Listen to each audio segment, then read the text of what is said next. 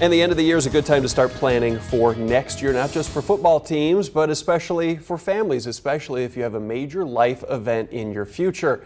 Andy Mattingly with Forum Credit Union is here with some tips so we don't start our next year broke. All right, let's talk about some of these major life events. What are we looking at? Well, major life events such as getting married, having a baby, buying a home, or milestone things like birthdays or anniversaries. Okay, so why are these likely to cause us such stress and problems? Well, probably the biggest reason they cause stress and problems is because there's a lot of emotion in it. So you say, well, I need to do this because this is the only time it's going to happen. So we kind of throw financial planning to the wind and just go with our emotions, and we don't plan for them. It is hard to take emotion out of planning a wedding. Yes. It took me a few months to realize I needed to back out, but how do you separate it? Well, you kind of have to separate it. Right now, they say that the average cost of a wedding is over $30,000.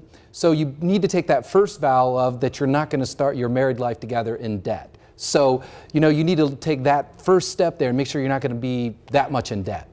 We all know somebody who had a huge wedding. We all know somebody who just went to the courthouse, but I think reality's somewhere in the middle. How do we keep costs low? We'll start with the guest list. The biggest item on your cost structure there is going to be the reception. So make sure you're having people who come to your wedding that you want to have there, not all of your parents and all of those friends that you don't even know come there, so you can save some money. And find people that can do things for you, such as making the cake or the video. And then look at where you're going for the reception. Certain months, certain days may cost less. So you can do it on a budget and still have a great wedding. And a lot of people that get married, then they want to buy that first house. Yes. And that is one that certainly people can get over their heads just like that. Yes, absolutely. So the biggest thing is be an informed yet reluctant buyer. So when you're buying your first home, you're all excited, but don't be so reluctant. Don't be so going after your first home that you don't say, hey, is this really a good deal? So you want to make sure you know what you're spending. Okay, so what do you do when you think you've found the one?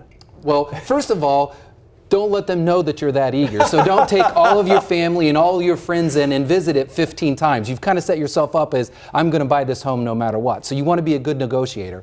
And also be willing to walk away. Because if you're willing to walk away, you can probably get a compromise that you'll like. And if you're starting a family in that new home, if you're adding to the family in an existing home, that's obviously, that's a huge concern as well. Yes, and one of the big things is whether someone's going to stay home or not. But even before you get to that decision, a lot of people spend a lot of money on the nursery and all the gadgets. So just make sure you have a budget for that and you don't overspend for things that you probably really don't need. And you mentioned milestones earlier. What are some of those? Well, milestones is maybe you're celebrating your 25th wedding anniversary or turning 50 or turning 60. You know those are going to happen, so plan for them, save for them, and have a budget so that you don't spend more than you expect or have no idea of how you're going to pay for all these big events. Good stuff, Andy. Good advice, and it seems so simple, and yet sometimes it can be so hard. Exactly, exactly. Where can people find you? At forumcu.com. Happy New Year to you, Andy. Thank we'll see you in 2016. You too. Let's get right to Lindsay Riley now.